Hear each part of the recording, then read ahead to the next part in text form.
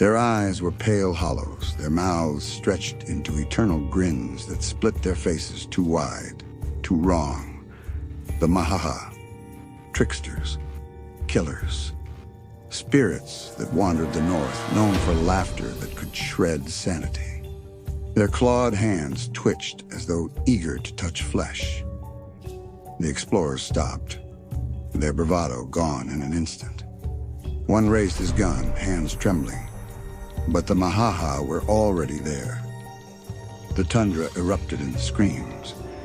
The spirits moved too fast to follow, their laughter weaving with the howling wind. The explorers cursed and stumbled back as the first Mahaha fell upon them, its long limbs jerking in movements too fast, too crooked to be human. Anuna had always imagined them from her father's stories. Spirits with too wide smiles who tickled their victims to death. She had laughed then, thinking it silly. But the truth was worse. The Mahaha's claws dug into a man's ribs, long fingers twitching, plucking as though strumming some unseen instrument. The man shrieked, but his screams broke into a ghastly, bubbling laugh. He bucked and writhed in the snow, body convulsing in terror and mirth all at once, his eyes wild as he choked on his own laughter. Crimson frothed at his lips, and still the Mahaha grinned, its head lolling side to side as if delighted by the sound. Another explorer swung his rifle, the butt cracking against one spirit's temple. The Mahaha only laughed harder. It seized him, pinning him down, its claw tips tapping along his throat and belly like a cruel game.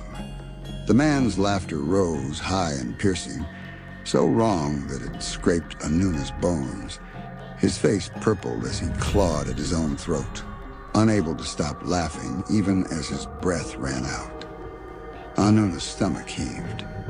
She pressed her mittened fist against her mouth, biting down hard on the wool to keep from sobbing. Her father's stories had been warnings, lessons whispered by firelight. But she had never been told the sound.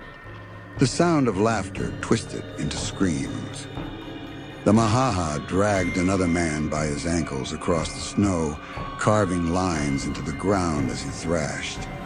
They circled him like wolves, claws trailing lightly across his skin, each stroke making him jerk and convulse in spasms of hysterical, broken laughter.